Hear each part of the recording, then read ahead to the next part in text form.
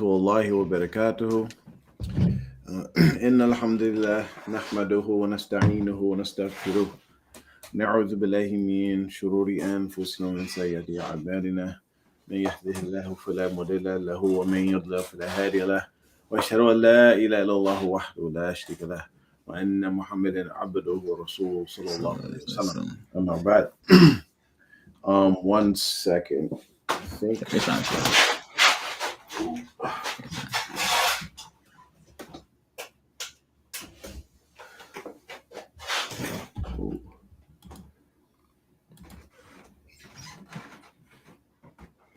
I have 1 second. I gotta pause for a second. Hold on 1 second, everybody. We'll be right back.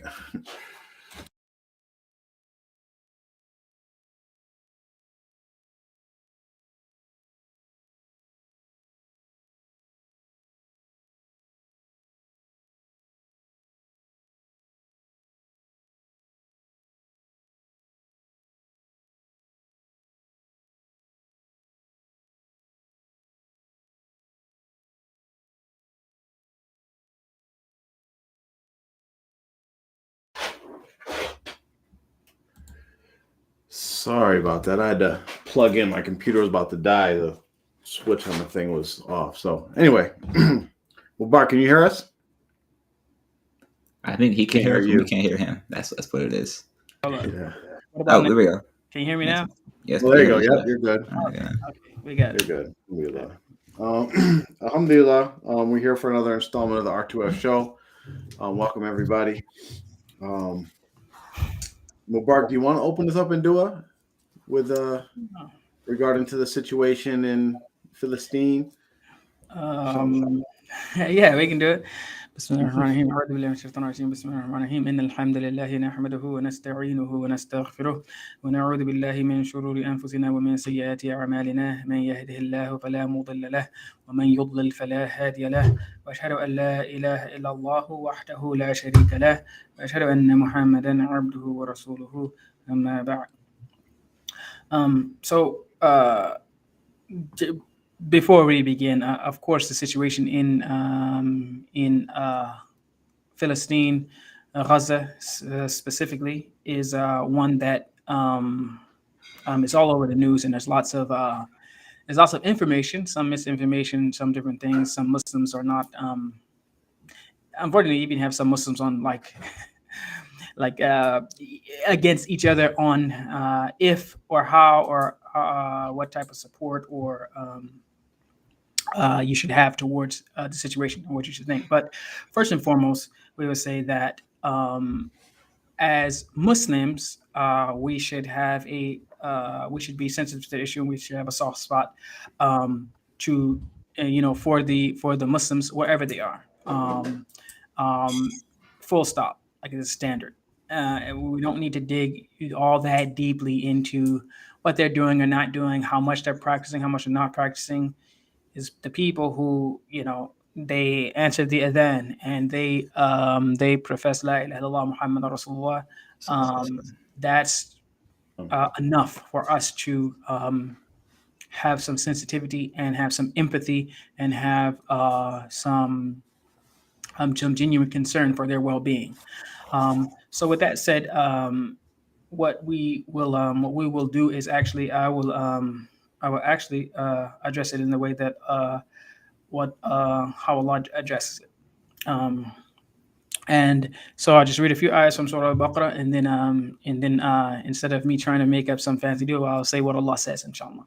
So, أعوذ بالله من الشيطان الرجيم بسم الله الرحمن الرحيم ولا تقولوا لمن يقتل في سبيل الله أموات بل أحياء ولكن لا تشعرون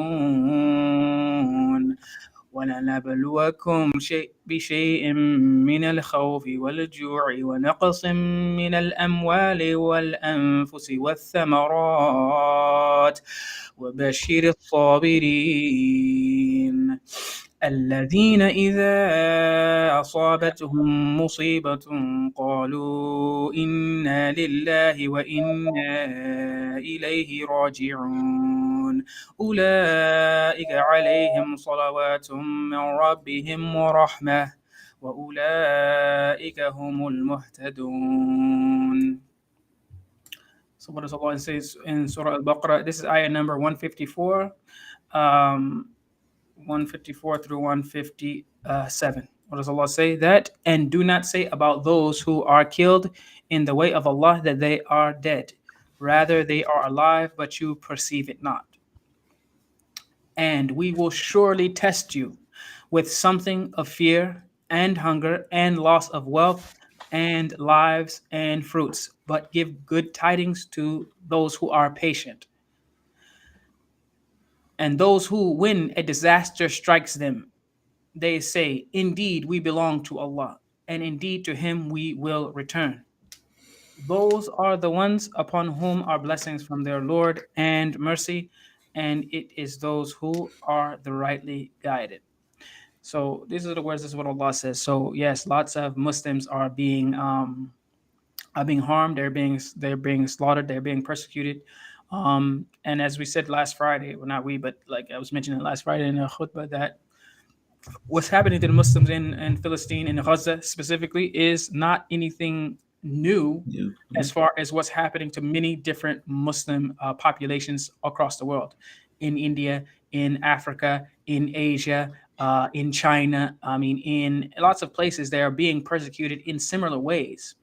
The reason why this is heightened, uh, some people want to jump on and say, well, it's due to racism, because when if something happens to the Arabs, it's like, oh, it's a big deal, and if something happens to people who are black or darker or less popular, whatever, to Indians or whatever, then it doesn't matter.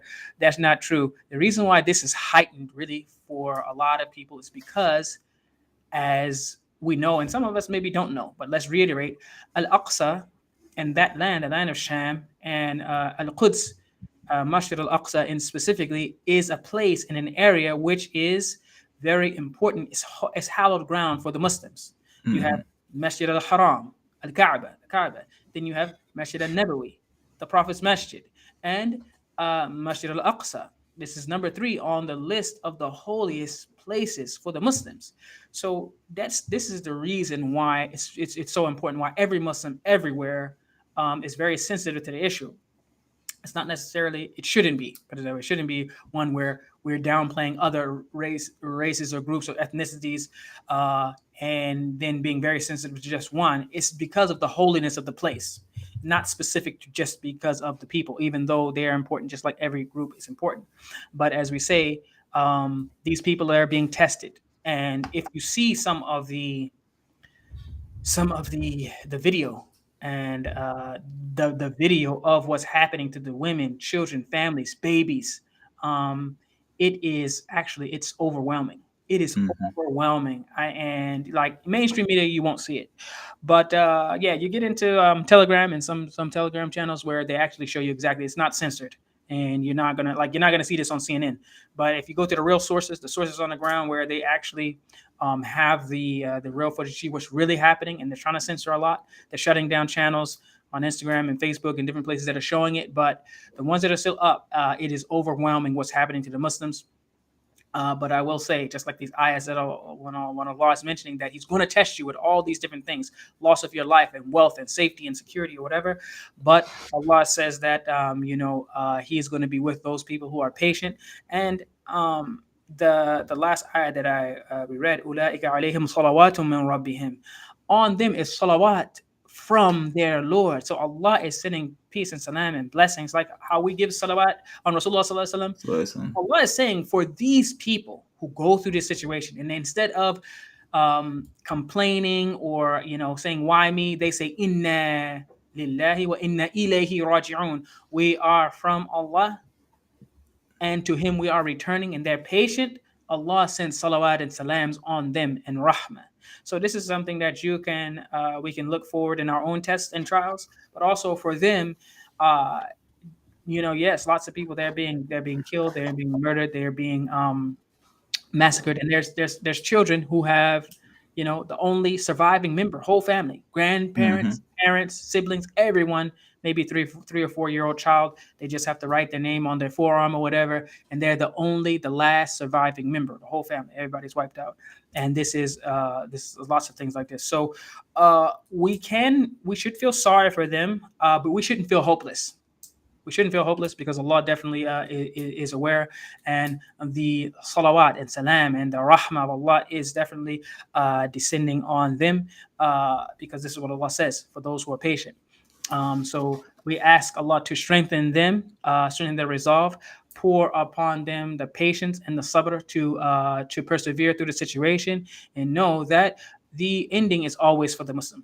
The end is always for the righteous and for those who are God-fearing. So whether they're getting away with it for now, the ending is always for the Muslims. So we rest assured, we know that Allah is watching, Allah sees. We ask Allah to give them the patience and the tawfiq to be able to sustain and maintain through it until their time is called.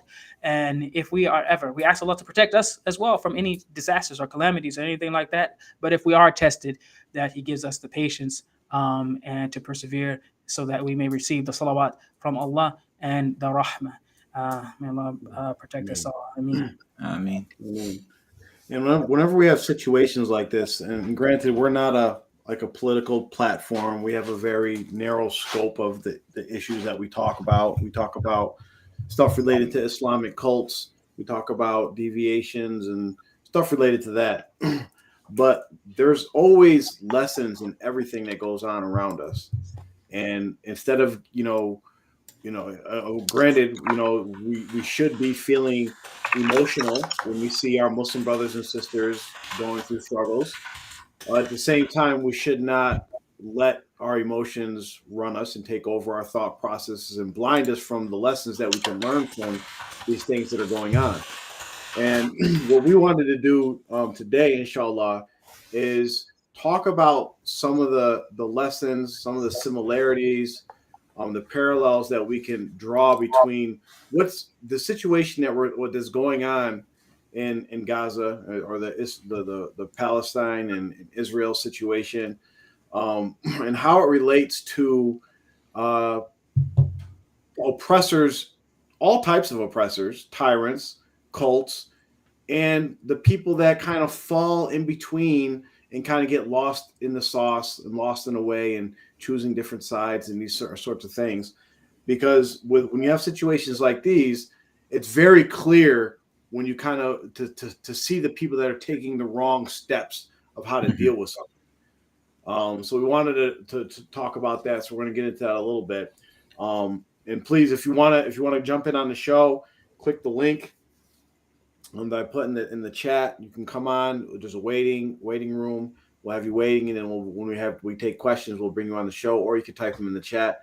But one of the things that I noticed with just seeing all the stuff that's going on. Granted, I don't watch any mainstream news whatsoever because it's all garbage, and you see why.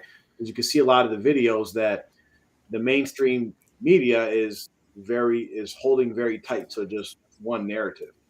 You see one side, and relating that to how we deal with cults and how tyrants and cults and oppressors they handle the same way. They try to control the narrative, right? This is why they go to their people, they have meetings, they tell stories, and they only tell their side of the story that they want to hear.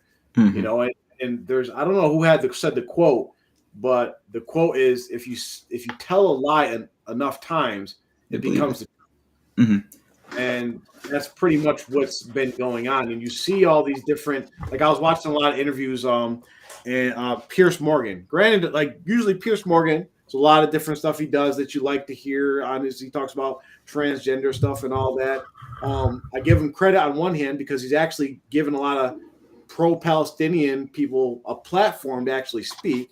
Mm. And you can kind of tell, and this is just my opinion, that he's on the side of the Palestinians, but you also see that he's also still playing the game that he's supposed to be so that he don't get canceled. Mm-hmm. He's asking all the same buzzwords. Do you condemn what happened? This is the worst thing. Mutilated babies and raped babies, whatever. All the same taglines that's false stories. He's saying the same thing. And then every person that he interviewed, at least 3 or 4 that I watched, they've all asked him, do you condemn Israel in some way or form? And he never answers the question. And this is the same thing where every mainstream media that you look at. Yeah, and if you look at that in cult sense, it's the same exact thing. Yeah. They will ask questions, right? Do you believe this, that, this, and that? But as soon as you ask them a question, it's silence, no answer, diversion, run around the bush. The same type of tactics you can see in the mainstream media that you see with these cult leaders. Yeah, and they usually say, like, if you want to know who's in control, see who you cannot criticize, right? Yeah. And so what I want people to do, at least try objectively to look at it, and in light of I don't even say separate yourself from the situation, but actually look at the similarities that are in lots of cults run like this. But let's take Timor specifically. Look at the similarities of the type of, you have the violence aspect, the threat of violent aspect. You have the control of movement, the control of the media, the control of resources.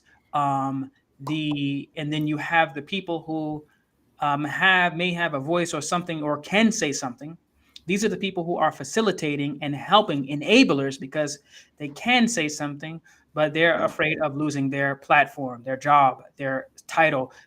All these things apply, and we'll try to do as articulately as we can in the time that we have to point out these similarities. But I would like to just try to run through, at least in just a quick Cliff Notes version of the situation in Gaza and in the situation with Israel and what surrounds it. So number one, and this is because what's going to happen probably, depending on what the title of this video might be, we might get some Israeli trolls or whatever that jump in and bomb our video or whatever. I am ready for that. So this is what we're going to if we just do a real rundown. And this is what I try to tell people, these Zionists, these Israeli supporters or whatever, if they ever try to talk to me, I say, number one, where did the Holocaust take place? It took place in Europe.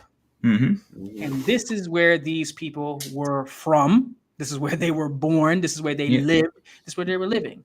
The Europeans. Now, regardless of whether you want to say whether you were persecuted or not, the Holocaust, or all that, whatever y'all say that happened to y'all, 6 million of y'all, whatever you want to say, but all of it took place in Europe in the 1900s. Okay, so after you were prosecuted or persecuted or whatever in Europe, you left and went to another place. That place is now Israel. Okay, what they call Israel, but that is Sham, Palestine. So number one, you can't say, you have to acknowledge that you were not there until Hitler, did whatever he did. You weren't there. So once we know that you were in Europe and you left Europe and then you came and trickled into Philistine, little by little or lot by lot or whatever until you're there now. The second thing is, were there people living there? The answer is yes. Yes, for thousands of years. It wasn't you. There were there were people who were there were Yahud there, Jewish and people, but they weren't European.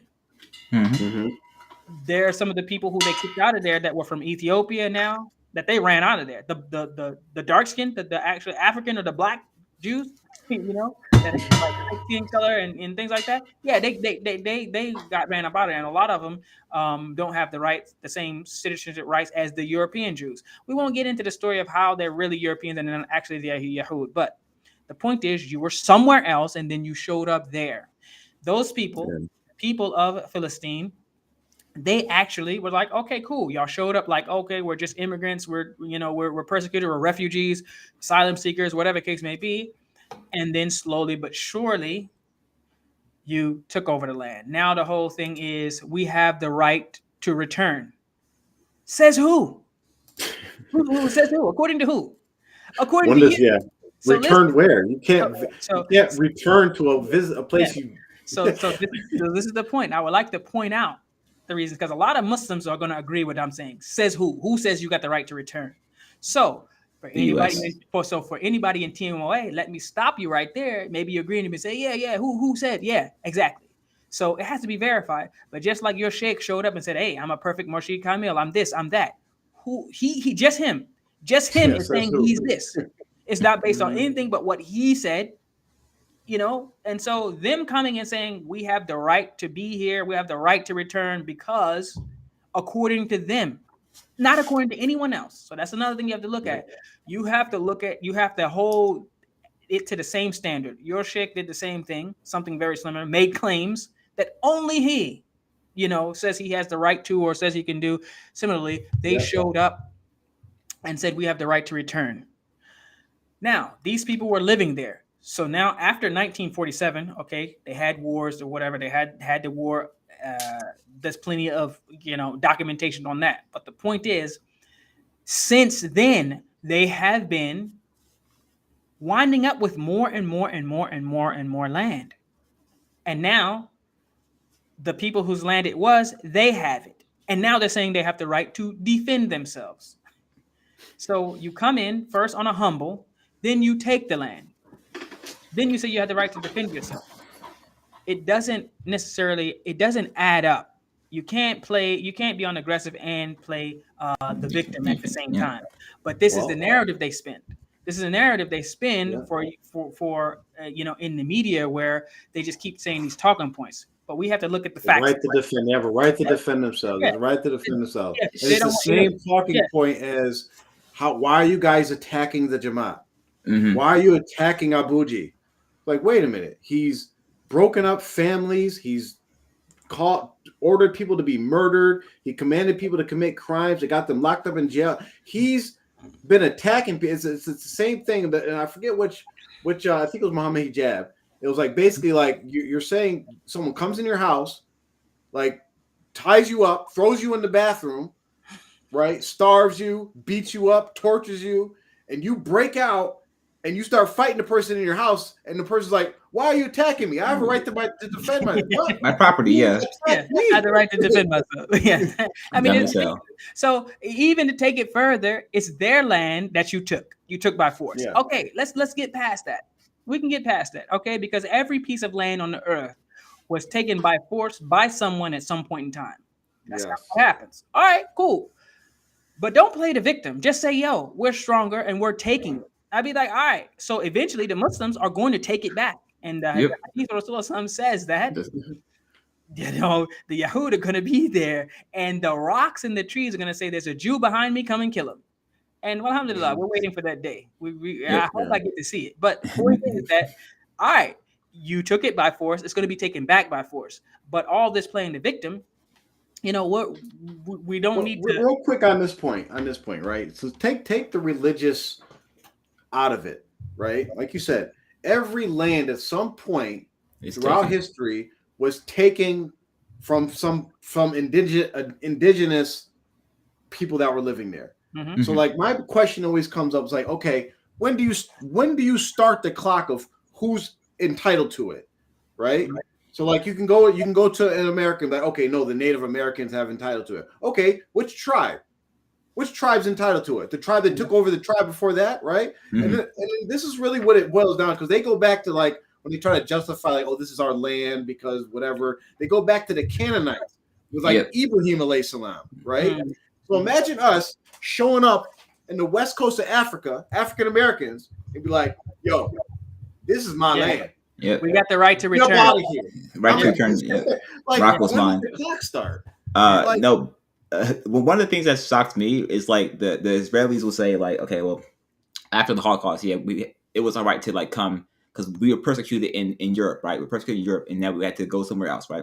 But listen, during the First Crusades, before it started, the freaking Germans were killing y'all then too, because when Pope Urban was like, hey, listen, we have to go kill Muslims in Jerusalem and free the Holy Land, the Germans were like, we're gonna go kill Muslims when there's perfectly good Jews to kill right here in Germany, and so they went on a whole tirade for like 10 years just killing Jews in Germany, and y'all didn't leave then. So now all of a sudden, because the U.S. backed y'all, now y'all like, okay, yeah, we can go capture our Holy Land. That's what happened. You guys got back from the European powers, the U.S. and Europe, and here you are. Yeah. And the And the bottom thing line is, goes down to like to me, when you look at it, and if you take out the whole thing of the religion and all that, Jews versus Muslims or Jews versus Arabs or whatever, the bottom line is it comes down to is if you're taking over a land, you are going to be judged by how you actually treat the people that you're taking over. And this is why when you look at why the ones that are like not biased, when they look at the life of Rasul Sallallahu Alaihi Wasallam, and they look at like how when they were taking over lands, when the Muslims at that time were taking over lands, dominating people, right, gaining control over them, they weren't trying to ethnically cleanse anybody. They weren't like, oh, we got to kill them all and get them all out of here. No, this is why Islam really spread, because yeah, there was a Islam spread by the sword aspect of it, but the main reason why Islam spread is because after they gained control, the Muslim minority was in control, and then the people were like, man, they ain't killing us, they ain't hunting us down and chopping us up and raping our women and children, right? So even if you look at, okay, whatever, Israel, they got the firepower, they're dominant, they're taking over the land, whatever, they can do it. It's been happening. Okay, yes, that's been happening. But they have a duty as human beings, we'll say we're humanitarians, we're humans and all that, to take care of the people that they are now pretty much in control of or have power over. And when you're not taking care of those people, right, when you treat somebody like an animal and then they come back and allegedly act like animals, you can't complain about it, right? If you treat your dog like a wild dog and he bites you, well, he's a wild dog now. You know, even though we know that's not the case. Like all these stories that are out there are completely fabricated and false. It's been proven. And see, this is the thing. As much as these Jews, I'm trying not to get off the rails here, but as much as these Jews are pretending like the actual Jews, they're Ashkenazi Jews. They're people who, so these people, these European Jews, they are not descendants of the Bani Israel. They're not. They're not Bani Israel. They're not descendants of Yaqub alayhi salam. They adopted Judaism for political reasons during a time in which the Muslims and the Christians were brawling with each other. And they were trapped in between. They adopted Islam in Europe. They adopted Judaism in Europe. And so that's why they look like white people, because they are. They are. Yeah. And it's in their DNA, unfortunately. Hey, let's be real. Let's call a spade. What these Israelis are doing, these Zionists are doing, is the same thing that the Europeans did when they colonized any other place. They humiliated the people. They subjugated them in a way, and they thought and they treated them as lesser human beings. Whenever they got the upper hand, they did it in India, they did it in Africa, they did it in the Americas, they did it in Asia, they did it everywhere. This is the same thing they did. The stories that you hear from in the past, and from King Leopold and what they did in the Congo to what they did in Haiti and South America and the Caribbean and all these places, the horrific stories. These are the same people. They got the same. This is how they roll. This is how Europeans, for the most part, whenever they conquer and colonize a people, they do this to them. Nowadays, it's so much media or whatever, and it's like it's harder to just go completely crazy. But what they're doing, this way that they are dehumanizing and just humiliating, having no regard for the people, seeing them as lesser, not because of their religion, because guess what? There's Christians in Philistine too. They're killing them too. They bombed a hospital that was called it was like St. Thomas or someone. It was a Christian hospital. No, it ain't that. They see themselves as better simply because of who they are, not what they believe in or this. And so that's just how they have done throughout history. They say, well, all Europeans are not the same. They're not. But every instance of when the Europeans have colonized another group or ethnicity or place or country, tell me it hasn't been the same. Which colonization story has been different? If you go to South Africa, if you go to Asia, if you go to the Americas, if you go to Africa, wherever you go, The story is exactly the same. All the Some same, more yeah. brutal than others, but really it's the same joint. It's the same exact thing.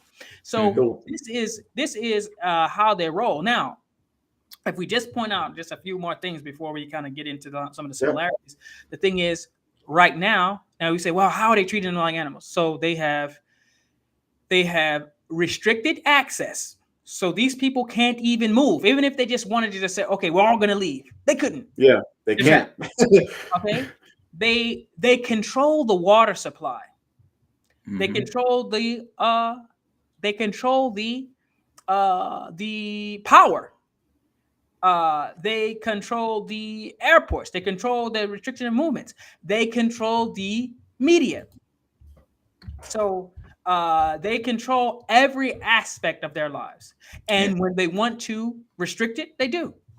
When they want to allow them to have something, they do. They have separate roads in places. Yeah. So they have separate roads in places where there's Israeli only roads, and then Palestinian only. So you already know the Palestinian only roads are subpar or whatever. They have segregated. It's just like an apartheid state. It's the same. This is what the situation is. So if you look at all these things and how they're completely controlling their lives, their movement. If you do get out, they restrict access that you can't get to your family or not, and having no really regard now, you see, for whether or not whether it's women, children, old people, whatever, they're all the same. So this is throughout history. It's kind of how people who colonize another. You might say, well, this is not colonization. If it ain't colonization, then what is it? Yeah. They come and they take over the land so they can have it for themselves, whatever resources they take. And then as far as the people, if they can use them, they do. If they can't, they get rid of them. So I mean, I want to point out something real quick. Okay. Because you mentioned how like they can't leave. Like, why don't they just get up and leave, right? Because we've always mentioned in Hadith about, when you see an injustice, Rasul said, first stop it with your hand. If you can't, then you speak out against it. Then if you can't, then you hate it in your heart. But when you look at the tafsirs of the Hadith, so the part about hating it in your heart also is what should accompany that is actually leaving the situation if you can as well. So I want to point out real quick, for all the people that are feel they're stuck in a cult, living here in America, you think I can't speak out, I can't leave, I'm on the land, things are rough. Just think about your situation and compare it to these people that are in Gaza, that are getting bombed, that are getting starved out, shot, killed years and years. This is like more of the same, right? They actually can't leave. Even if they, I'm tired of seeing my family die. I want to just get out of here. They actually can't leave. We're here living in America, very comfortable, can just go wherever you want, whenever you want.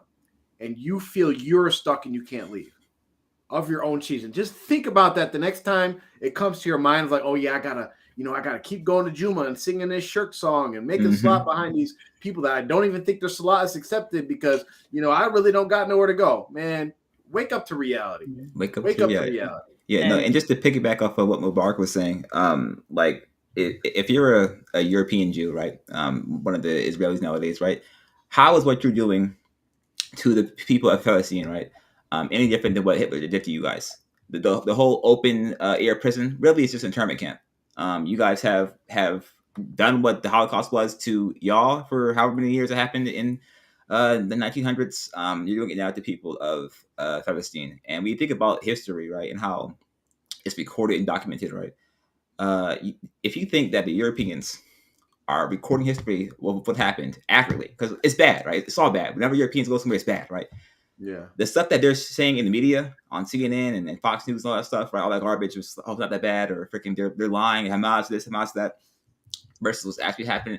This is in history. In history, like the stories that get recorded aren't always told. So now you're seeing it now. Like I saw a live stream of a reporter in the Gaza, and he was live streaming like things that are going on, the bombings happening, and it recorded his last breath.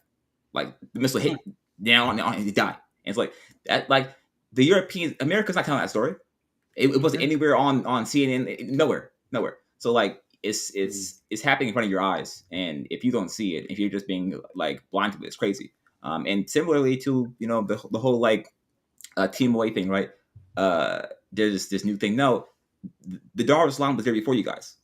And now similar to you guys have dehumanized and colonized. demonized and colonized the Dar of Islam and said these people are savages, freaks. And then you guys slowly transitioned out of that, all right, and became this brand new chosen people, all right, similar to Israel. You have these chosen people appointed by Sheikh Moshe Hamil, all right, and now Above you the are chosen angels ones. and all that stuff. Yeah, exactly. Astaghfirullah. That's a great point. Great point, because you have to make it seem like the people who were there were completely just savages, incompetent, whatever. Like, even though we completely crushed them and took over, or whatever the case may be, they deserved it. It's like it's like this. If I tell you there were some kittens here, but I smashed them and killed them, and I just threw them out in the street, you'd be like, man, what's wrong with you, man? But if I was like, yo, there was some roaches in here, and I stepped on them and I got rid of them, like, man, I'm just like you, just get rid of roaches. So if you make it seem like they're really not worth having something so great as this land, as this holy place, or whatever the case may be, they're savages. And I've seen some where they tried to depict them as just completely like they weren't keeping up the land, and it was just, man, listen, that is propaganda to make it seem like, oh well, yeah, they didn't deserve it anyway. So that's a great point. But I don't want to run out of time before we make the real, we really connect, especially the control of information aspect, because that's really what we're doing. What this show is, it is disseminating the information and breaking down the information and making the information, as far as what the cult is concerned, what they're doing, their methodologies, their belief, their aqidah, and not only that, making that clear, but also showing how they are manipulating, how are they controlling, how they are deceiving you, and how they are using various tactics to do that. And it is very similar, if not identical, to how the Zionists in Israel are doing, and how they get people here in America to literally be like, they'll say things like, as soon as you say, hey, you bombed a school and a hospital that had, hundreds or thousands of innocent women, children, and babies, how could you do that? What do they say? Well, Hamas was hiding there. And if you look in the media, it always says the Hamas Israel war. And so they use Hamas, and they say, oh, they're using them as human shields and all these different things. It's a way that they make sure how they say things, right, to defend themselves. Certain ways, certain things that they say, certain things that will never go near. And I really want to point these things out. So there was I think I put the link to that video where the guy was saying, and it's so ridiculous. It's so ridiculous how he's saying it, but for the TMOA people, y'all sound just as ridiculous in some of the things that are said. So I don't know. I put a link there where this is the one where they're losing the info war. I just want to play what that guy is saying. All right, pull it up. Yeah. Hold on.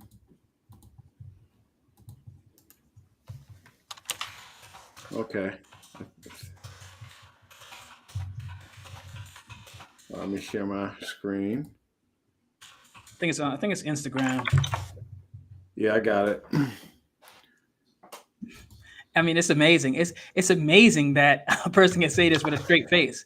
But and when you listen to it, just think TMOA as he's saying this. Think TMOA, and you'll see. All right. Hold on, let me do this again because it played halfway. Or just imagine that not think TMOA, but imagine that. But just put R2F in the place of Hamas, as they say, and put them in the place of the Zionists. Well, and just watch how they do it.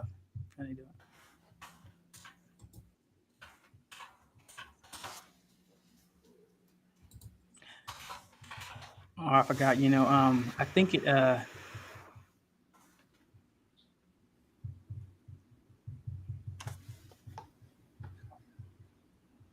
it's not. I can't hear it. Oh, you can't hear it? Yeah, there's no sound. Yeah. Come on. Come on. Let's see. Let's stop this. Let me try. Hold on.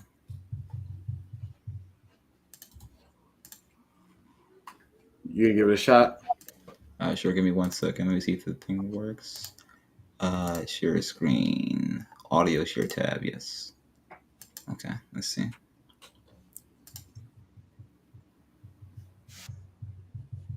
It serves Hamas. My argument is that the media can't just claim to bring both sides of the story. If you do that, you are only bringing one, Hamas' side. That's cowardly and it's lazy. It's an insult to the victims, including the Palestinian victims. It's also an insult to the core idea of what journalism is. Believe me, I know I was a journalist for 31 years. I have no problem with criticism of Israel. But when you know that one side lies and one side makes every effort to verify the facts, the least we can expect is that you don't give a never-ending platform to the lies. If the international media is objective, it serves Hamas. If it just shows both sides, it serves Hamas. Now,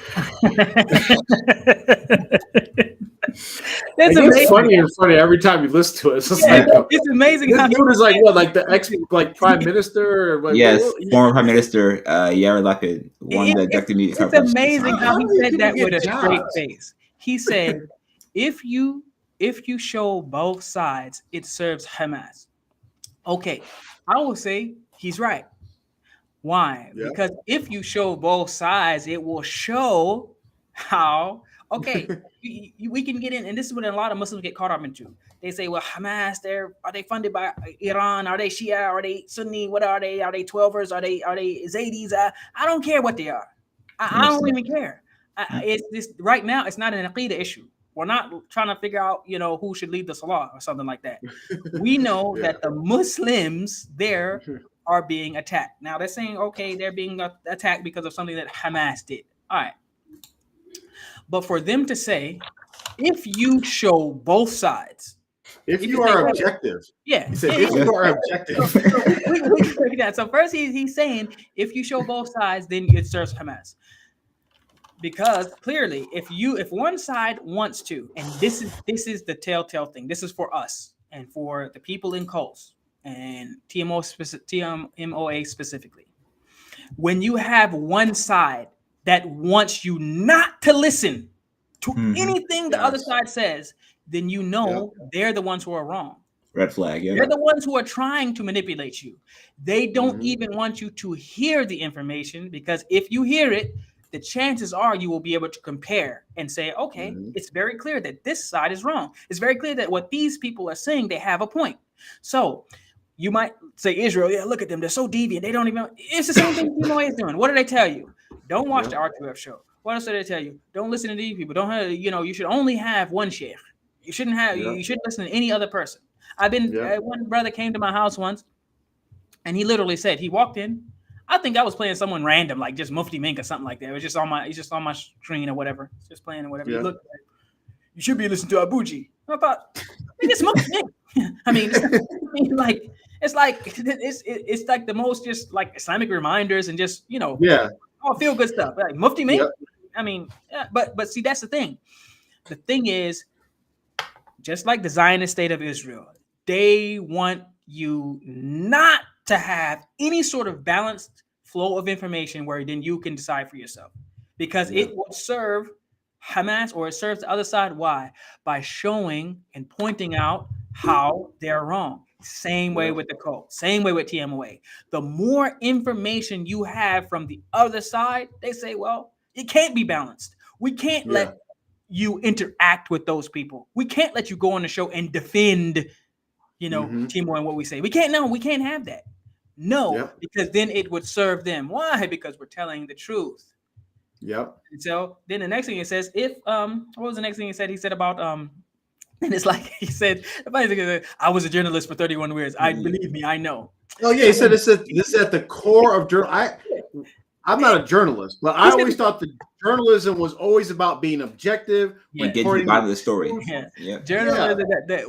Journalism 101 is basically, you are not supposed to insert yourself into the story.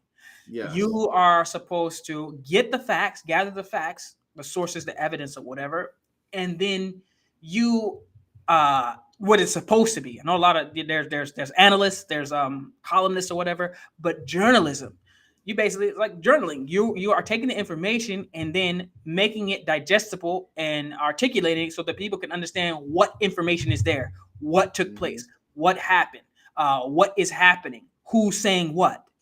But for you to say, we cannot allow you to hear another person.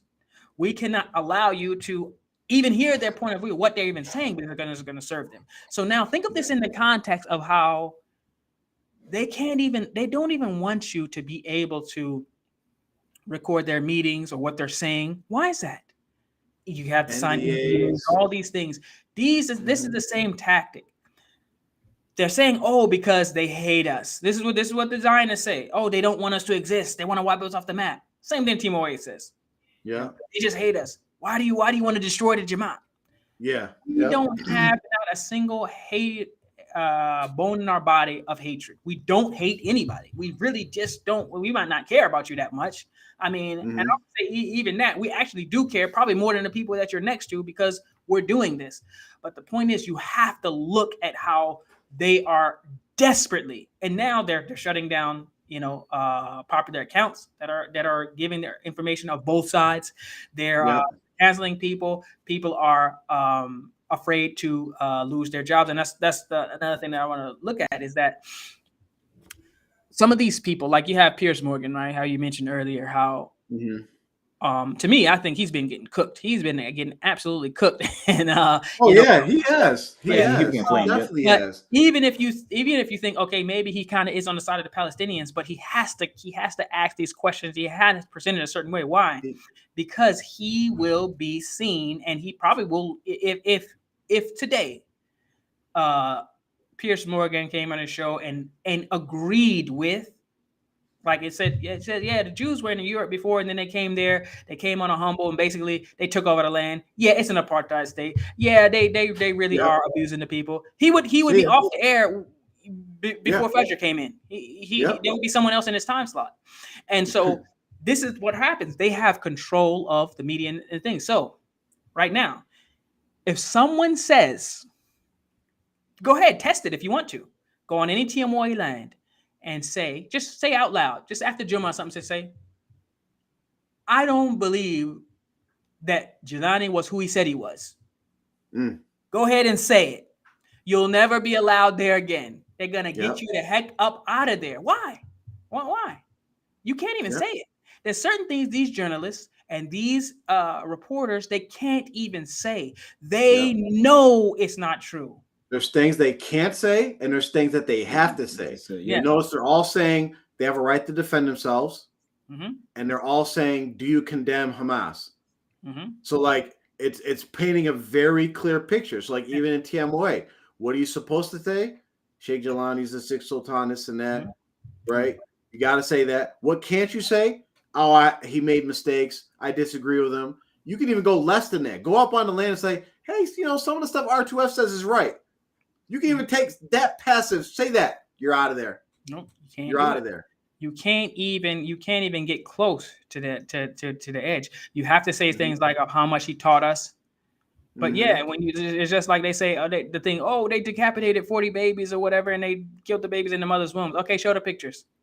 They're like, what are you? I mean, you don't believe it? No. But the thing is, like, you have to say how much he taught you, and you have to, even though some of your people, your parents. I've seen some of your parents were college educated, they were well educated, they were wealthy, they weren't poor, they weren't living in the ghetto, they were not from the ghetto, they were not on drugs. It's not true. You yourself know it's not true, but you have to go with that narrative. You can't be like, well, maybe some people in the Dar were, off it, or maybe they were on drugs, or maybe, but I know a lot of people were not. Go ahead and say it. Let someone, even the lady that we didn't get in trouble, but people were complaining about when the lady came on and she said how she was an Islamic studies teacher, and Jelani started teaching them some other stuff, and then she just flipped the script or whatever. It's like she could not. Now, maybe she might have a different story, but she could not continue to run with what she knew to be true or what she learned was true, because it doesn't fit. It didn't fit the thing. And so now you have an issue where you have Israel or Zionist state. They're committing very clear atrocities, committing very clear crimes. Jelani has committed very clear crimes, things that are very clear that are wrong. We can go to the very beginning when they said he was marrying women who had just been divorced. They did not even complete their iddah period. Marrying them. Okay? You know it's wrong. But, it's like Israel. They're killing people. They're taking people's land by force and pretending like they're the victim. You know it's not true, but they have to try to force it a different way. Well, they'll try to get around. What else was happening? Where, they're cutting the family ties or whatever. You know it's wrong. I mean, you know it's wrong. I mean, we can give you the clear evidence in the Quran and Sunnah, but you have to either justify it. Well, they're using these women and children as shields, so we blew up the whole hospital. You know what I mean? It's like, can you at least admit that blowing up a hospital full of women and children who were seeking refuge there as a shelter because their apartment buildings and their neighborhoods were blown and leveled to the ground? Can you at least say that that's not a good thing to do? They can't even say it. They can't even say, yo, I'm talking about these reporters and people, they can't even say, yo, Israel bombing a hospital full of civilians is wrong. Even if there was a Hamas fighter in there, it's wrong. And you know what? It's all set up, and it's very similar to like the cults. It's by the language that's used. This is not a war. It's not a war. It's an advanced military powerhouse trying to take out a few little people, right? So, but you got to use the word war. That's why when America was doing what they're doing, it's the war on terror. The war, like they have to use war, because war, people automatically like relinquish some type of morality. Like, things happen during war, right? A hospital might get bombed accidentally in war or whatever. But like when you're talking about what's really going on, is like they're trying to attack maybe some criminals, right? From their own perspective. Some people came over and did some crimes, right? They got a whole advanced giant army with all this different technology and different power they could do, right? When you see on any situation where like a bad guy has a hostage, when have you ever seen just the cops, the soldiers, whoever, just shoot all the hostages? We got the bad, we got that bad guy. You never see that, right? It's always like the last resort. Israel like, that shit. We good. Right? This shows that they're not really concerned about the bad guys at all. They're actually probably happy. Like, thankfully, they came over here and attacked us. Now we got an excuse to bomb them. What do they do? They're enemies. Who uses those words? Who's like, I got enemies? Let me ask you a question. I'm gonna give both of y'all the opportunity. I'm gonna give y'all 3 tries. Okay. So what is the equivalent? So we have on the Zionist side, the Zionist Israeli state. What is some of the things that they say? Their trump card is they have a couple cards. They have the right of return, right to exist, Hamas, or they want to kill Jews. They use the Holocaust. We're not trying to have another Holocaust. They use Hamas as the big boogeyman. But usually when people are breaking down the cult, TMOA, let's use TMOA specifically. What is their trump card? What is their strongest go-to move to try to stop you in your tracks? Their strongest. I got a few. I mean, there is one. There is one that I'm gonna go with my first guess. I'm gonna go with he's a Wahhabi. Okay. No, that's the wrong answer. What do you got?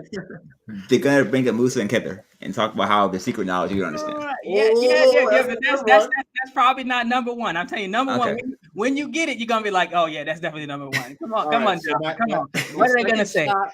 My second one will be that he's like an agent, like he's working for the Feds or CIA. I mean, these are good, but it's not. It's the one. It's so obvious. It's so, I wish we could do Hangman or whatever. Hangman. Yeah. Oh man. Okay. Okay. I will tell you what. It's a phrase. Let me see. It's basically, put it this way. It's a 4-word phrase. It's a 4-word phrase that they use all the time. First word starts with an E. The second word starts with an O. The third word starts with an A, and the last word starts with a B. Oh gosh. E. I'm lost. Same. Okay, I'll give you the first word. Enemy. Enemy's alphabet. Enemy of alphabet. That's a tough one because they say enemy of alphabet, or they say, oh, he just hates alphabet. These are haters of alphabet. This is what they do, and this is the main one they use. It doesn't matter what you're saying. Everything you're saying could be true. To deflect from Jelani or his or any of his doings, they throw that in there. Oh, he hates alphabet. They're attacking alphabet. These are the you know, and this is what they do. It's like, what are you talking about? The dude literally did a halala. What are you? How am I a hater of alphabet? I mean, the man is doing, he's committing a crime. It's like, no, you're an enemy of alphabet, and it's like, forget about. I could sit here for 10 minutes and point out things from Quran, from Sunnah, from the ulama where he's wrong, and you know what they'll say? These people just hate. They just hate us. They hate alphabet. We're lovers of alphabet, so we're not gonna listen to it. It's the same thing. These the Zionists and their supporters and the people who are loyal to them. That's what they say. Well, Israel has a right to exist. My nigga, what are you even talking about? It doesn't even have anything to do with you bombing and killing people. Okay, it's like this. They cut off the water supply to 2 million people. They cut off the water and the power. You have the overwhelming majority of the people in Gaza are children. The population of 15 and under is like something like 60% of the people are literally kids. And right, so when you tell a person, yo, you have people who are already sick, injured. I mean, you're cutting off supply to the hospital. They're having to do surgeries and in the hospitals, and they have no anesthesia. They can't get anesthesia to even put the people to sleep or to numb them. They're doing surgeries on people, on kids, babies that are alive. I mean, that are awake. I mean, that joke is crazy. They have no power, so that means the bodies, the dead people. Then there's thousands. I think it's up to almost like 5,000 now. It might be more, right? Of people who've been killed. I mean, some of them are being buried pretty quickly. But the thing is, like in a hospital, I mean, I mean, if you ever been to the morgue, they have to keep it cold. They have to keep it refrigerated. I mean, if you know, so just think of the situation. So when you're saying, okay, you're bombing a hospital with thousands of people, you blew up an apartment complex, a high-rise apartment complex, and they're doing this, and it's like, yo, there was 7,000 civilians in that area that you just blew up, you just carpet bombed, and they're like, yo, Hamas or we had the right to defend ourselves. They want to wipe Israel off the map, or we have a right to defend ourselves. Okay, that doesn't even address what you did. You weren't defending yourself. There was no one there like attacking you. You threw a bomb from a distance. You dropped the bomb from a height.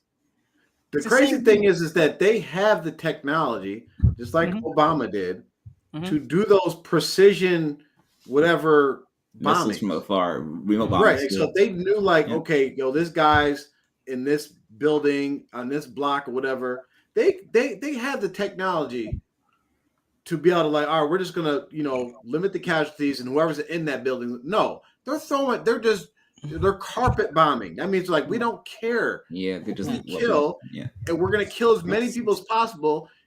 and maybe we'll miss the guy or not. The guy they were trying to like allegedly It kill. doesn't even matter. You'd be like, There's damn. not even a guy there. They would be they actually, and if we're being real, we digress a little bit, but if we're being real, the existence of Hamas, and we won't get into conspiracy theories, but I'm about to start the on that, existence bro. of Hamas The ISIS. actually is, I mean, that's beneficial to them. They need a boogeyman.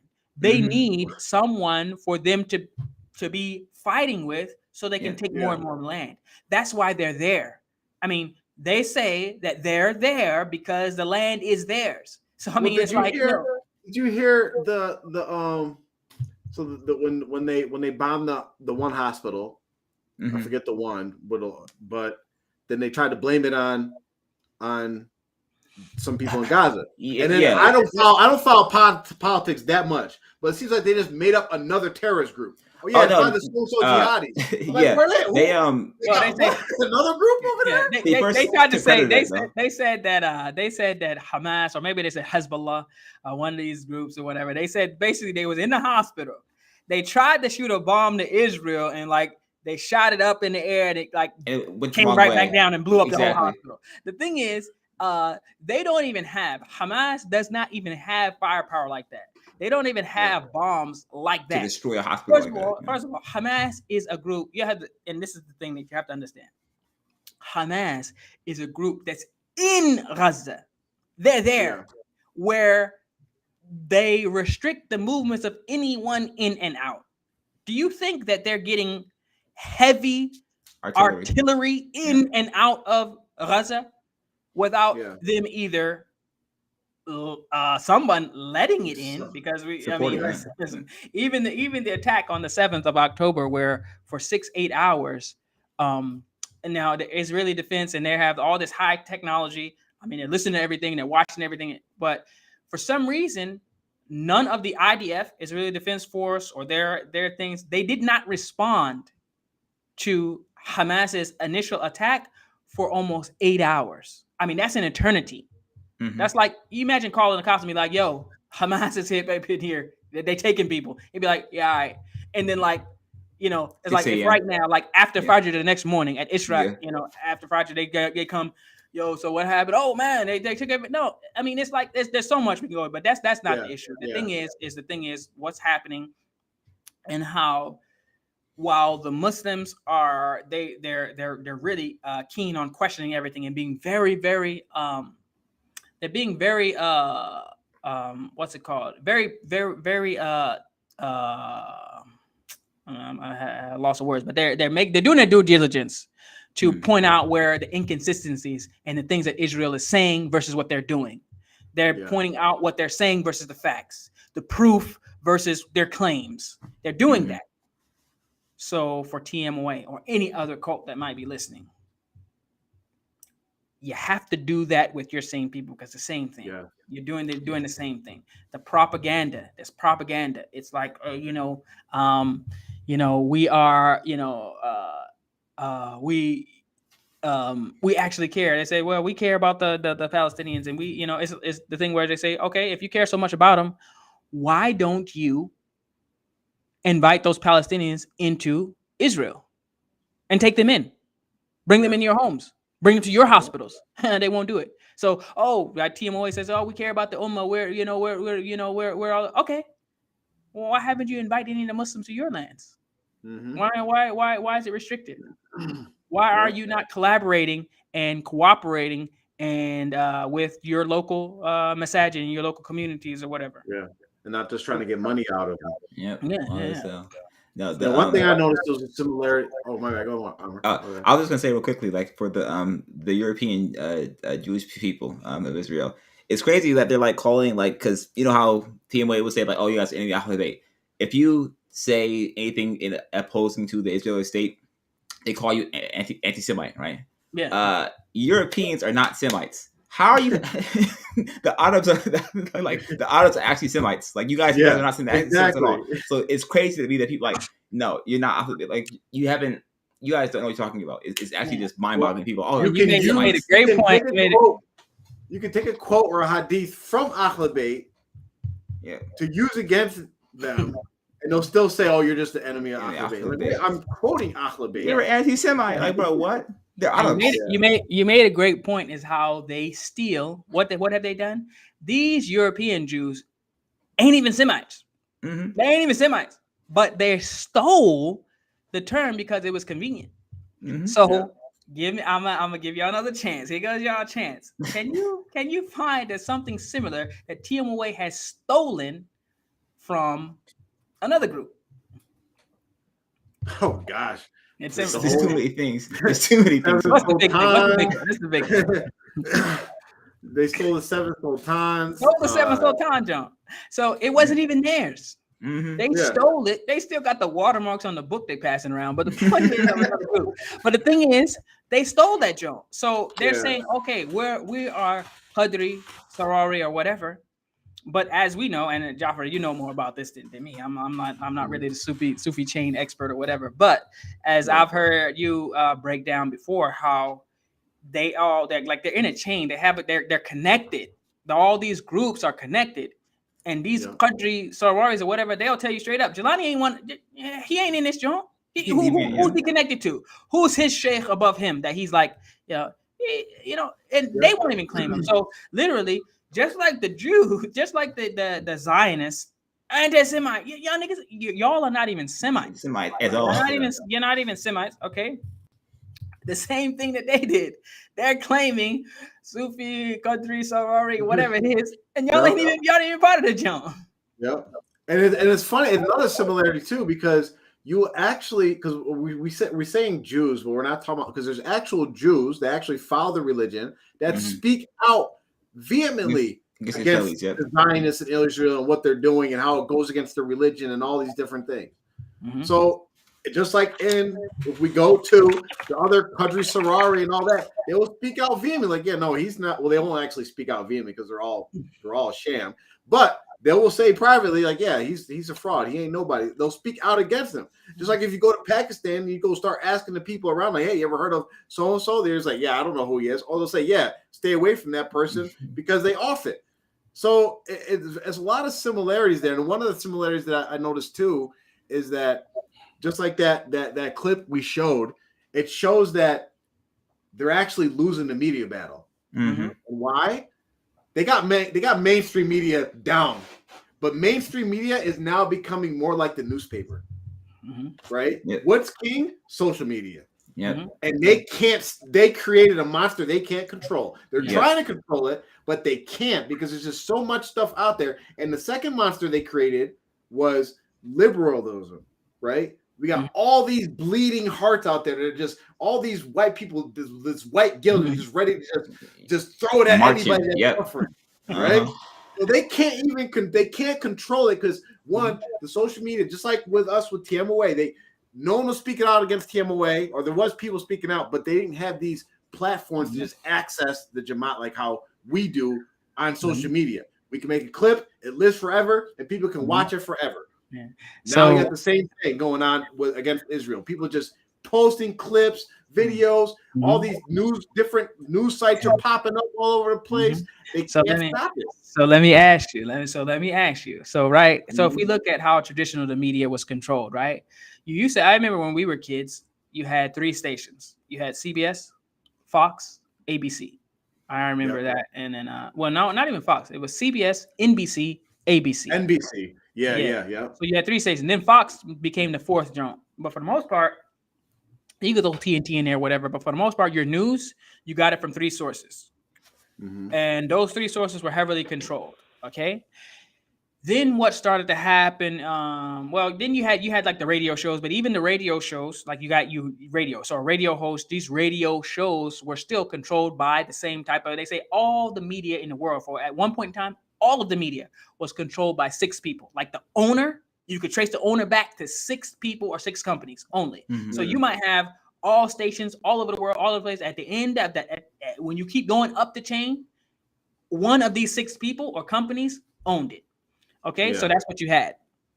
Now, because I'm gonna let y'all answer this, but think in terms of TMOA as we break down this. So first, you had all the media was controlled by these 6 people. So whatever you heard on the radio, and whatever you heard, for the most part, whatever you heard on the TV, was controlled by these 6 entities. Then what came along, right? You said social media, and then you have podcasts, you have YouTube channels, you have all these other things in which we say now Israel now they're losing the information war. They're losing it. That's why you have the dude came on just bugging out, just saying you can't show everything. And it's he's literally contradicting himself by saying he was a journalist for 31 years, but you can't show both sides in this way. So when it comes to TMOA, as we've seen the progression from even say 40 years ago or whatever, and what was the equivalent of the old school ABC, NBC, just the the Dan Rather nightly news or whatever, Tom Brokaw, how you had certain people that gave you your news, and then how has it progressed till now, and what is now the issue? So initially, what was the first the major media of TMOA? Where did people get their news and information from? Who was controlling the narrative? The Islamic Post. Nobody reads Islamic Post. I'm gonna say Mubarak Jelani and those few old head higher up caliphs like Khalifa Teague, the double wide. So you would have directives, right? You would have directives. They started doing memos more recently, but initially there would be like a directive that would be given to your emir, or whoever was the mayor, or whoever in your location. Yeah. Then they used to do another thing where they would have a few, people, the admins get in a car, they would rent a car, and they would literally drive around the country. They would like go almost to every land. Oh yeah, we're coming to Tennessee, and on this time, everybody be ready. It's a mandatory meeting, go off work. So this is how basically the control of the information. And at the Eids, the Milads or whatever, the retreats. Okay, this is how basically whatever was true about TMOA, whatever was true about Jelani, whatever was to be believed or not be believed, was funneled through these sources. The retreats, the admins going around, your local administration. That was it. It was controlled. Whatever you believed or didn't believe about TMOA, there might be people rumbling one way or the other, but for the most part, there was nobody in or connected to or was communicating with anyone in TMOA that really was given any information contrary to what was given by these sources. You know what I mean? Yes. Then they started to do the memos, right? They would have these memos, these directives that would go out, and it kind of like sped up the exchange of information. But I would say when do y'all think that they started to lose the information war? I'll give you one chance. I'll give you one chance as far as TMOA is concerned, because as we see, like Israel has right now, they're panicking, and now they're doing things. They're going to extremes as far as the information war. They can't control it. Now, when did TMOA? At first, they had control of all of the information, basically about the group. And then when did they? I got my answer. I got my answer too. All right, go ahead, Amr. Go first. My answer is as soon as they kicked out a certain Jaffer. All right, that's when the information war was talking for them niggas. All right, they should have never kicked that nigga out. I'm gonna say one word: WhatsApp. Okay. Yeah. Okay. I mean, you know what? I'll give that, because I remember being in groups, we would have groups when I was I actually wasn't really in TMOA, but I was still I was friends with everybody. And we used to have big arguments on there about TMOA, about my disagreements with TMOA. So I think that was the first where dialogue was open to where it was really moving around. Like I would have conversations on the land all the time, just myself, but I was like a rogue person. But as far as information really being spread and moving like that between people who were not even close to one another, whatever.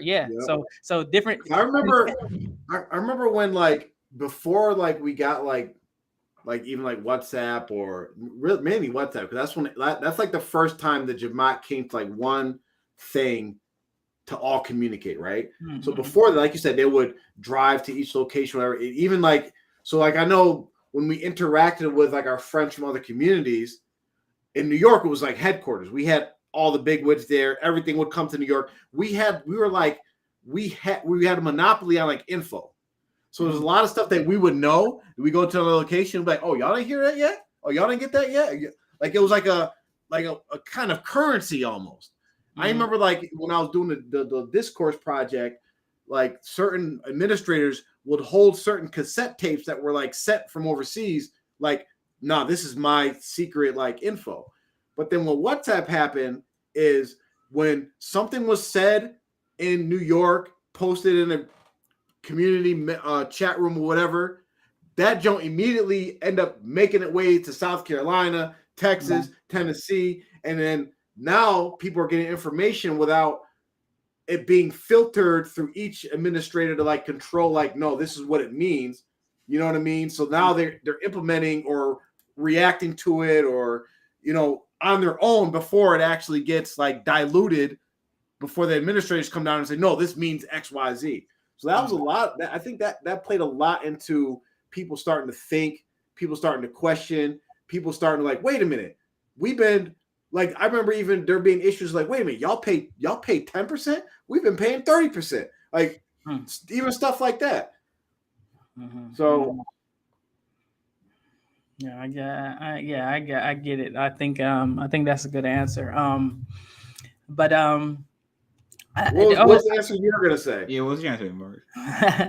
I would say when they lost the information war, is when they and they probably didn't have, I mean, they really didn't have the firepower to win it, but they lost it when they would not really respond to Jafar initially.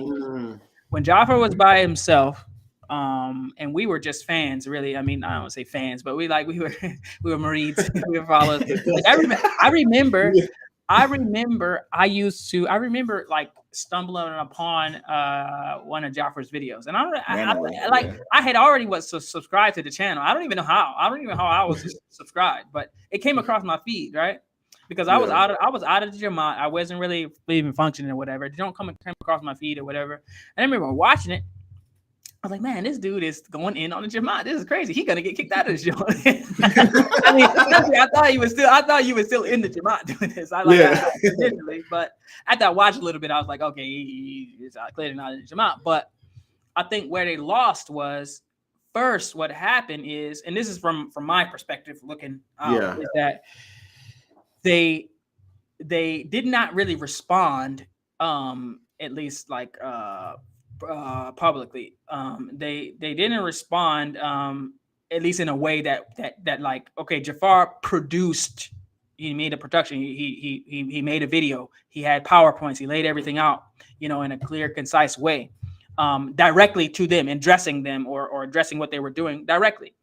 They didn't meet that energy, and so they allowed really Jafar to control the narrative, whether or not they realized it or not. He was controlling the narrative because people were, even though they weren't saying anything, people saying, "Oh, don't respond. He's just this, that, and other." But people were still watching.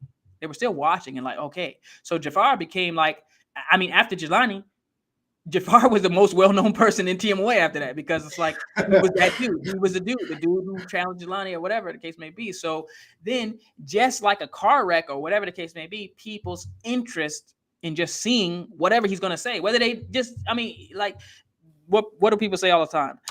Content or views, whether you're hate or love, doesn't matter. It's all the same. Views is going to be views. So people came, either whether they came to hate Jafar or love Jafar or whatever. And so what happens is some people came to hate him, and they even said, man, I disagree with him in the beginning, but now they're like, yeah, he's right. So that's when they started to lose it. They didn't look at it like, okay, he's saying these things and we need to combat it. They took a stance of, I guess they thought they were powerful enough or strong enough or whatever. We just won't really respond to him. Just say, man, just ignore him. Okay, that's where they lost their leverage, right? So if it was a battle of leverage, Jafar outflanked them. Okay, and so then when people started to pick up steam and started to say, okay, let's really push this thing, they then started to act, do things recklessly. Another thing, they're like, smacking the dudes in their faces and this, that, another. They're saying all types of random stuff or whatever. Yeah. They're throwing people out of the Jamaat just willy-nilly for even like acknowledging or anything like that. So then when they start losing grip. So now, I mean, I think the heavy artillery came in when they really, I mean, just got run all the way under. And we've had, how many people have we, I mean, would we consider Jamal's video? Remember Jamal did the little joint where he response to us. I don't even think, I'm trying to think. No, I don't even think that was. Yeah. Was like, what was he talking like? Well, I'm trying to figure out why he was. Maybe he was. I forget what he was talking about, but he was pretty much like he was. I forget what it was, but it wasn't really directed towards us. I forgot what it was. I forgot what even his subject matter was. He was saying about how much Abuji taught him and this, that, and other, and yeah. He said a bunch of other stuff, but the point is they because they did not they didn't address it. It became a monster. And so first it became entertainment for a lot of people. How, you know, like it was like the audacity of these Negroes, the audacity for them to be saying stuff about Abuji XYZ. And then to the point where then instead of countering what we were saying with some sort of proofs or evidences of their own, they just kept quiet. So then the only voice that was being heard was ours, really. Yeah. So when we say where's the money, I mean, even just a sane normal person is going to be like, yeah, well, where is the money? You know, these are questions that the people will be thinking. So instead of, I mean, like if they were smart, they would have been like, yo, they would have cooked some books up somewhere and been like, yo, okay, well, here's the breakdown. And we're doing this, and they could have done something, but instead they just decided to keep with the same game plan until eventually they realized it wasn't working. Now they tried to do the, TMOA historical events or whatever. What was the other little raggedy channels? They had a few like youth, they have a youth thing. TMOA youth So now they're trying to, but I mean, it's like it's really too late. What they have to realize is, and before we move on to the next topic real quick, before we close up, what they have to realize is people in Jamaat don't give a crap about what Abuji says. They don't care. They really don't care. I mean, let's just be honest. They don't care. They don't watch his videos. They might take a quote to like put, but they don't care. So like the more videos you post up there, the more it's going to just expose how much of a scholar he wasn't and how false you guys are. Before we wrap up, we really got to talk about the similarities, because we talked about like Piers Morgan and all these other people in the media, and even some of these Muslims and people that are afraid to actually say the truth. They play the fence, right? They're apologetic, like, well, Israel has a right to defend itself and this and that. And we want to talk about the similarities, and we catch flack for this, but whatever, we'll take the flack of the people that dealing, especially like with this TMOA stuff, or even people that are from other cults that are watching, the people that ride the fence and that are basically cult apologists, even though they know it's absolutely wrong, right? And there's another quote. I remember quotes, but I never really pay attention to who actually says them, right? Unless it's like Rasul or something. So there's a quote about like when there's oppression going on and you are silent, you're actually complicit with the oppression that's going on, right? So everybody that's taking the position of like, yeah, I don't want to like mess up my family. I don't want to mess up my friends. I got a good thing going. I don't want the stress. I don't want this and that. Here's my personal opinion on it. Here's my personal opinion. If you are going to take that stance, and I can understand some people taking that stance because of whatever trauma they've been through, they just can't deal with it. Then go move on with your damn life.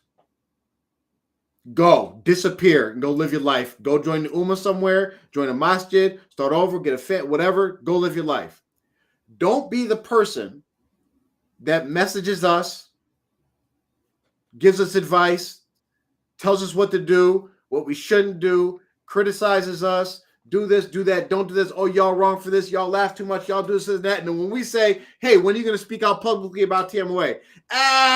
You know what I'm saying? Like, I can't, I got my mother, my father, my brother, my sister. And no, because you if you aren't actively working to put an end to this, and the best way you can actively work, like we put this out in the very beginning, that we'll take any help we can get. If you want to just edit videos in the background, this and that, you could do that. That was really to kind of lure people in, just to get the taste of like, oh, I'm doing something, so you could eventually at least speak out in your own, at least in your own circles, like, hey, y'all need to stop following this, because it's not about like this isn't some game we're trying to win or some battle we're trying to win. This is not a war. We're not enemies. We're really trying to save ourselves first and foremost, and everybody we love and care about from going to the hellfire. That's what it's about. So if I can, and we all have the same position, if we can save one person from going to hell, but that means that they will never talk to us for the rest of their lives, Alhamdulillah. Alhamdulillah. Because if you're sitting there being quiet and being like, and when people ask you, hey, what's your position on the cult? What's your position with Jelani? And you're saying Jelani has a right to defend himself. Jelani has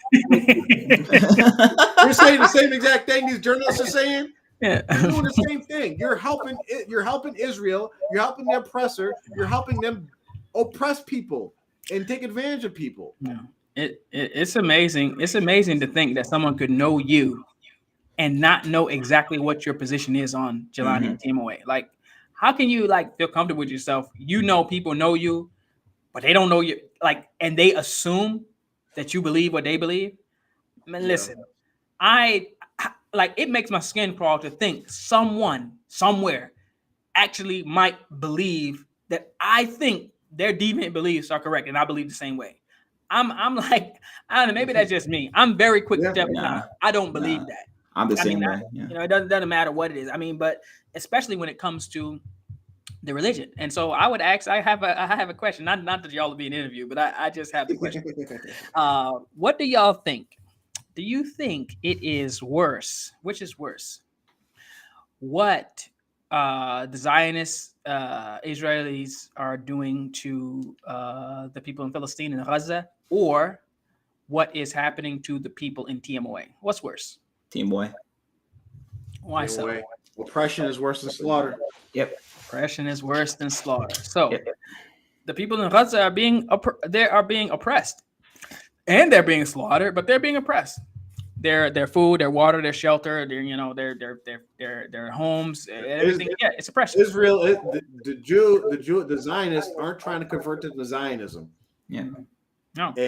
But TMOA, you got people if they believe in those teachings, if they know and believe in those teachings, is a sure way to go right to the hellfire. Let's take it one more step. Okay. All these people in Gaza, all the bad things that are happening to them, whatever happens to them. And I don't know, because we don't know exactly what, and I don't want people to think that I'm saying that people in TMOA, they're going to go to hell or nothing like that. I don't know. Right. I just know the beliefs that I have learned and come to understand what Jelani is reported to have been teaching them and what they believe, some of the things that they said out of their own mouth about Jelani and their beliefs. They're not part of Islam. And these things, this belief will not be acceptable for you to enter Jannah believing it. This is according to what Allah and His Messenger say. So I'll stop short at saying, if, both group dies. But people can think to themselves. If the people, put it this way, if me, myself, would I rather be stuck in Palestine under bombs and oppression and blockades or whatever, or be in the freedom of movement of TMOA in America, but be stuck with the belief of the seven sultans and that, I would choose to be in the situation of the Ghazis, because I would feel like I believe that belief of TMOA would not get me to Jannah. That's what I believe. I don't believe Allah would accept me into Jannah believing that. But even if I'm bombed or killed or oppressed my whole life, but as still my aqeedah is intact, inshallah, Allah will accept me. Inshallah. There was an interesting debate I was watching. There was a debate between Daniel Hakikaju and Shamsi. So they ran into each other at Speaker's Corner and they're debating back and forth. And Shamsi made a great point because, Shamsi is great because everything he's going to say is coming right back to the Quran and Sunnah. And as Muslims, everything we say should come back to the Quran and Sunnah.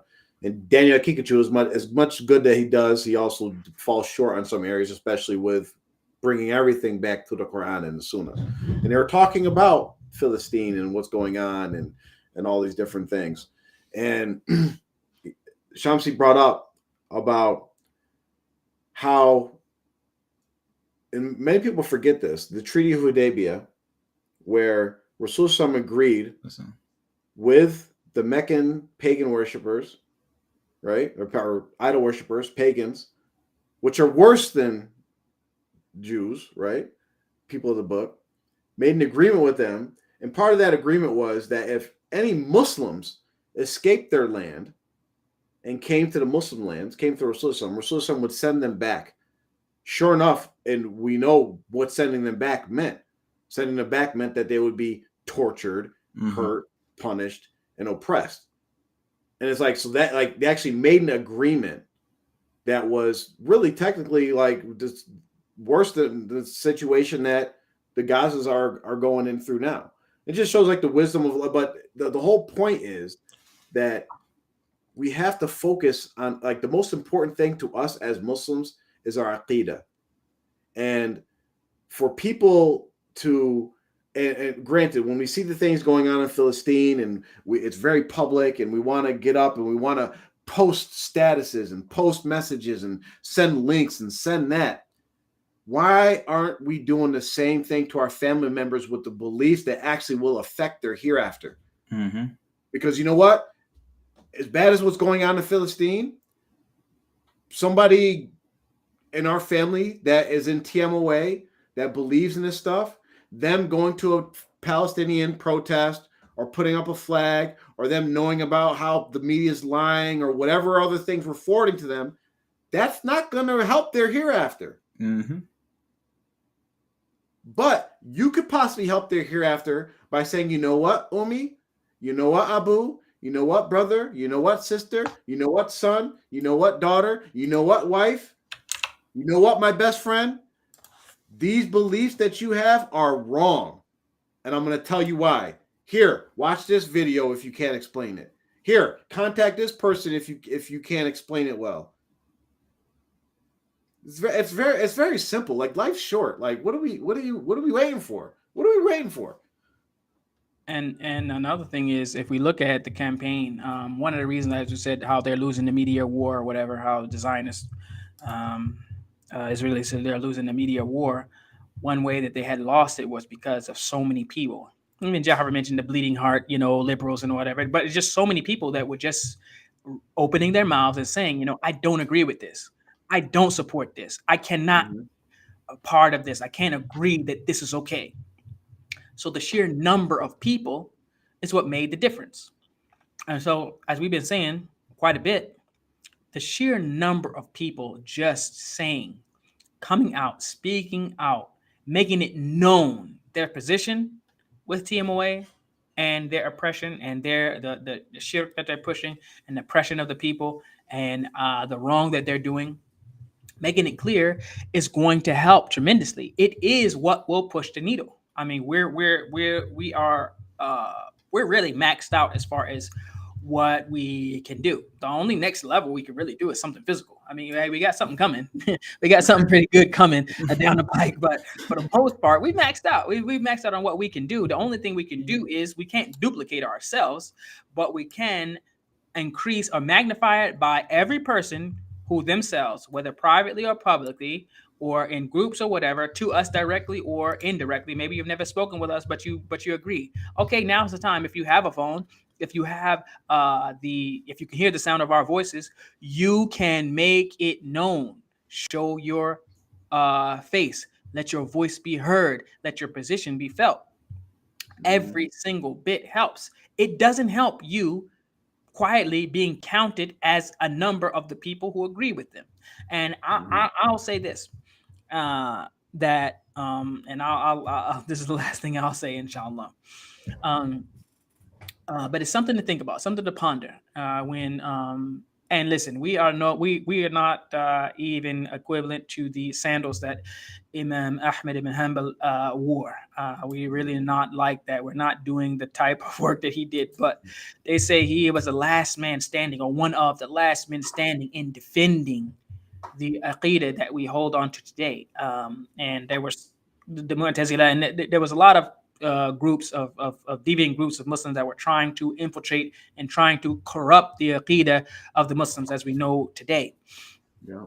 And Imam Ahmed was one of the last ones standing to stand firm. He went through a lot of torture. He went through being imprisoned, being jailed, being punished, lots of different things, hanging on to his belief, and making sure that people knew the correct aqidah, what it was, and not the corrupt aqidah that the state government was trying to push.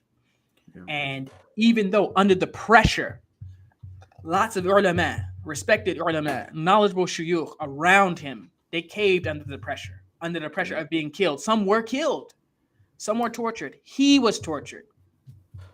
The difference between him and them is that he never gave in. Okay, so that's one thing. So he was saying, no, this is not correct. The belief, this is what we should believe, and we have to stick to the Quran, the Sunnah, when they were trying to push it to something else. When he was asked by one of the guards, right, someone who was guarding his prison cell, right, and this guard knew Imam Ahmed. He knew he was correct. He knew he was right. He knew he was correct, and he believed in the proper aqidah, but he was working for the government who was oppressing and imprisoning the last shuyukh who would not. They couldn't just kill him, because then it would be obvious. Oh, he was right, so y'all killed him.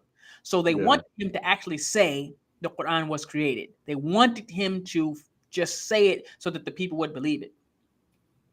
And so this guard was guarding him, and so he knows it's wrong. And so he asked the Sheikh, he asked Imam Ahmed, he says, the hadith of Rasulullah about how helping the oppressor, and how you shouldn't help the oppressor, the zalim oppress the people or whatever. He said, would I be considered? Now, this is a guard. He's just working a job. He just has a job working for the government, and he happened to be, guarding the Muslim prisoners. Imam Ahmed happened to be one of the people who is there. He's like, he just works there, right? And so he said, am I one of the people who are helping the oppressors? And would I be considered one of those people? Imam Ahmed said, no. He said, no, you wouldn't be considered one of the people who are helping the oppressor. The people who help the oppressor are the people who cut his grass, or maybe his barber, or maybe the person who delivers the groceries or the food stuffs or whatever, or does business with him, like the palace is buying certain stuff from these people and they like do a transaction with him. But he says, as for you, you are the oppressor. You're one of them. You actually are the oppressor. You're not a helper of the oppressor. You are the oppressor. And he was the person, he thought he was saving himself by saying, or trying to figure out a way how, with his job, if he could possibly not be a helper. Imam Ahmed said, no, you're one of them. You're one of them. You are responsible just with him, along with him, because of what you're doing, helping to facilitate this. You're not helping to stop it. You're helping him do it because he's not guarding me. You are. And so the same thing with some of these people. No one's stopping you from speaking. You're stopping yourself from speaking. So if you know that there is benefit and there is some traction being made by speaking out and letting your voice be heard, and that is helping to stop, even if it's one person at a time or 10 people at a time, or whatever it might be, to wake up and realize, okay, we're in a cult. This is shirk. This is not what we should believe. And it's helping them. But you yourself are keeping quiet, then you're helping them. You're helping. You have the ability. No one's forcing you. You're not forced. No one has a muzzle over your mouth. But for you to be able to get on your phone and post about free Gaza, and you have all this information, and you're able to really, really go hard for that, but for your own people and your own family members and people that you know and that you grew up with, and for a situation that you know better than any other situation. Mum's the word, quiet. I think these people are going to be held accountable by Allah. And they are going to be charged and they're going to be held responsible for what they wouldn't say, for what they couldn't bring themselves to do when nothing was stopping them. Just the fear, just the wahan in their heart, just some personal desires or whatever it might be, because they wanted to keep things nice and comfortable in the cushy. Just like the guard, he didn't imprison Imam Ahmed. He believed what he believed. He was on his side. He's the one who brought him the paper for him to write. When they tried to keep it, he fed him. He did all types of things to actually help him while he was in prison. Still, he said, "Listen, you'll be held responsible because you're one of them. Because you are part of the system. So don't be part of the system. Make it very clear that you're not part of the system. Make it very clear that you're not part. Because right now, if you haven't said anything yet, you are counted in their numbers, not the numbers against. You're counted in the numbers of people for them, for the oppression, for the shirk, for the economic abuse, the social abuse, the physical abuse, the spiritual abuse, and everything else. So, I'll leave it there. We can keep going and going, but I think the point has been made. The last thing I want to mention before before Amr closes us out is just to say, if you were offended by this message, because we're not speaking to any specific person or people, like we're speaking to a general group of people. We know a lot of different people in the same situation. If you are offended by this or somehow rubbed out or think that like, oh, they're talking about me, I would say, well, I guess we are, because that's your heart telling you that you could do something more. Even if you are a person that's already spoke out or whatever, that's your heart telling you, hey, you could do a little more. And if I can just jump in here real quick, let me clarify this, because this is the thing. It's crazy because it's always like 10 or 12, 15 people who think, oh, they're talking about me. Yo, everybody, if you like a friend of mine always says, a hit dog a holler. Basically, like they say, if you throw a rock into a crowd or whatever, whoever, that's the one who got hit.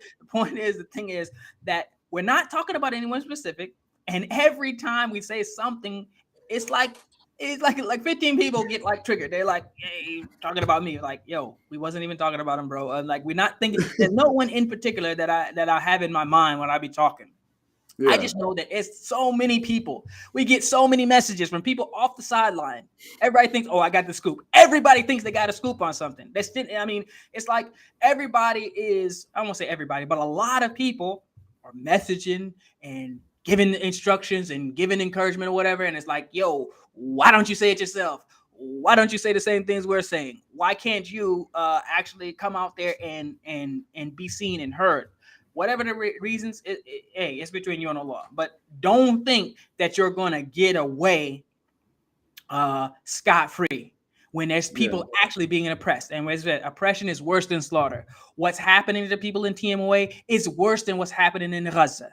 Mm-hmm. So if you stood by, and that's the worst thing you can do, a person that can stop it with their hands is the best. The person who can speak out against it is second best. The person that hates it in their heart is the weakest. And who knows? Allah knows best for the person who doesn't have any of those three. But hey, if you could have stopped it with your hands and you didn't do anything, you're going to be held accountable. And if you could have said something and you didn't say anything, you're going to be held accountable. So I'll leave it there. But no, we're not talking about anybody specific. So I don't need 15 to 20 messages from different people talking about, hey, you don't know my situation. I don't know your situation. You know your situation. So if you spoke up, then that means it hit pretty close to home, if not right on target. Yeah. I mean, I don't think we have any questions. I think we're good. Just real quick, listen, if you see what's going on just in the world and in your life and it applies to you, then listen, take a stand. It's not that hard to do. I remember someone asking me like how I got on the R2F show or how I joined. It was really just, the R2F show was supposed to just be Jafar Mubarak. It was going to be 30 minutes.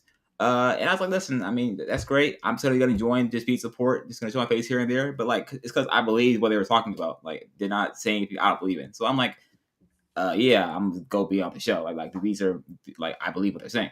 And I never looked back. I never thought like, dang, these people are kind of wild going against my community. No, I was like, I have niggas too. Like, what the hell? And I was, it was 2 weeks ago. Someone's asking me, at my sister's wedding, they're asking me like, I couldn't like burn the bridges you guys do, and just like try to like, I didn't burn bridges. Like the bridges exploded as I walked past them. All right, I'm not trying to go back either. So like, it's okay. All right. Listen, you take that first step, you start walking, never look back. And you'll feel so good. Like it's like that burner's high. Like it's just like, dang, the endorphins I get from just knowing that I'm finally off that spot, right? Because if you're stuck halfway on the bridge, right, you're at the middle part of the bridge, right? You're stuck in the middle, right? You can't go back because it's exploded. But you're scared to go forward. Like, but just keep walking. Just keep taking them steps, all right? And then inshallah Allah will guide you. Like, wow, like dang, why was I so scared? Like there was nothing to stop me. Like I'll come to the show, but like I have to have like my priorities straight, or I have to get this in check, or I want to look my best. I need a haircut. I need to lose weight, bro. What is this? Just come to the show. Like you guys are you guys are doing too much, bro. Like khalas. So that's really all I had to say. Oh ya Allah. Subhanallah, alhamdulillah, wa la ilaha illallah, wallahu akbar, wa la hawla wa la quwwata illa billahi al-azim. Assalamu alaikum. Oh, hold up. Oh, one more breaking thing. news? That is breaking news. Lahut Ramadan is in Pakistan. Where is it at? Lahut Ramadan is in Pakistan. Oh ya Allah. All right, so Walaikum salam, y'all.